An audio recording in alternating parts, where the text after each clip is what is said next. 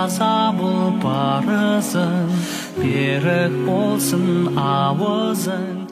أعوذ بالله من الشيطان الرجيم بسم الله الرحمن الرحيم الحمد لله رب العالمين والصلاة والسلام على سيدنا رسولنا محمد وعلى آله وأصحابه أجمعين السلام عليكم ورحمة الله وبركاته Ардақты ағайын, қадірменді жамағат, қасиетті Рамазан айы баршаларыңызға құтты, берекелі, мүбәрәк болсын.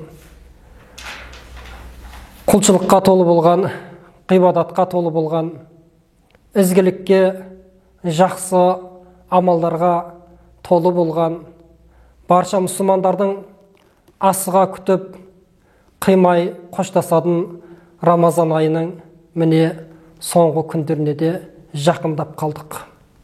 Алла тағала баршаларыңыздың осы қасиетті Рамазан айында жасаған амалдарыңызды, дұғаларыңыздың барлығын қабылдықтан етсін. Енді осы ұлық, ғибадатқа толы, құлшылыққа толы болған Рамазан айынан кейін келетін мереке ораза айт. Біздің бүгінгі қозғайтын тақырыбымыз осы Рамазан айты жайында болмақ. Пайғамбарымыз Мұхаммед Мұстафа саллаллаху алейхи вассалам Мәккеден Мәдинаға қоныс аударып барғаннан кейін сол жердегі тұрғылықты мәдиналық халықтардың тойлайтын мерекесі бар еді. Мәккеліктер мәдиналықтардан бұл мереке жайында сұрады. Сонда олар, біз исламнан бұрынғы жахилият дәуірінде осы мерекені тойлайтынбыз деді. Сонда Пайғамбарымыз саллаллаху алейхи вассалам, Алла тағала сендерге бұдан да жақсысын, бұдан да қайырлысын екі мереке нәсіп қылды. Ол ораза айты менен құрбан айты деді. Міне біздің дініміздегі арнайы белгіленген діни ұлық мереке бұл екі айт. Яғни хижреттің 2-ші жылынан бастап мұсылмандар осы айт мерекесін атап өтуді бастады дейді. Жалпы айт мерекесі немен басталады?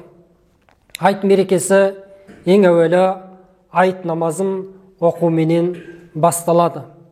Айт намазын оқу мұсылмандарға, ерлерге уәжіп болған амалдан. Өйткені Құран аятындағы «Астағузу билля фасалли ли раббика» осы Каусар сүресінің аятын ғалымдарымыз Раббың үшін намаз оқы деген сөзді осы ораза айт намазын оқы деген мағынаны береді деп түсіндіріледі. Сондықтан да бұл ораза айтын намазын оқу уәжіп болған нәрсе. Мұсылмандарға, ерлерге міндет болған нәрсе. Енді айт намазын келетін кезде біз қалай келеміз? Қалай келсек жақсы деген мәселе бар. Жафар ибн Мұхаммед сахабасы Пайғамбарымыз саллаллаху алейхи вассалам сол кісіден жеткен хадисте Пайғамбарымыз саллаллаху алейхи вассалам айт күні үнемі ең жақсы киімдерін киіп жүретін еді дейді. Демек, біздер де мұсылмандар да осы айт күні айтқа намазына келерден алдын барынша жақсы киімімізді киіп, жақсылап дәретімізді алып, барынша мисуақ қолданып, аузымызды тазалап, жақсы иіспенен жағымдырақ болып келуіміз бұл жақсы істерден екен. Кейін келіп, айт намазынан алдын фітір садақаларымызды беріп, имамның уағызын тыңдап, кейін айт намазына қатысамыз. Намаздан кейін мұсылмандар бірін-бірі құттықтайды, құшақтасып, қол алысып, сондай бір қуанышты күйге бөленеді. Өйткені бір ай бойы оразасын ұстап, Құранын хатым етіп, тарауыққа қатысып, аман-есен осы күнге жеткеніне бір қуанышты іспеттес. Бұл күні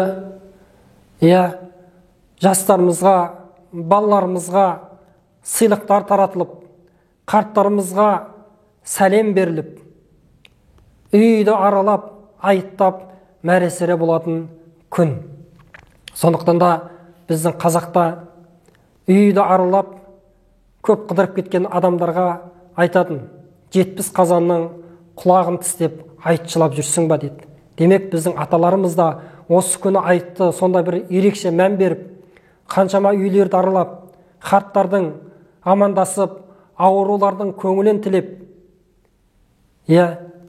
ағайын туысымызды қыдырып, сонда бір мәресіре болатын үлкен ұлық мереке.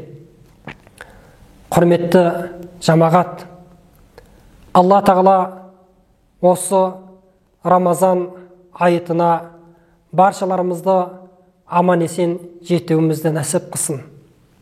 Рамазан айында ұстаған оразаларыңыз қабыл болсын. Алла тағала айттан айтқа аман-есен жетуді нәсіп қылсын. Жаратқан жаббар иеміз елімізге амандық, жұртымызға тыныштық, халқымызға ауыз бірлік, сабырлық, берекесін нәсіп қылсын. Ассаламу алейкум ва рахматуллахи ва баракату. Имам айтса манысың, илан бауырым.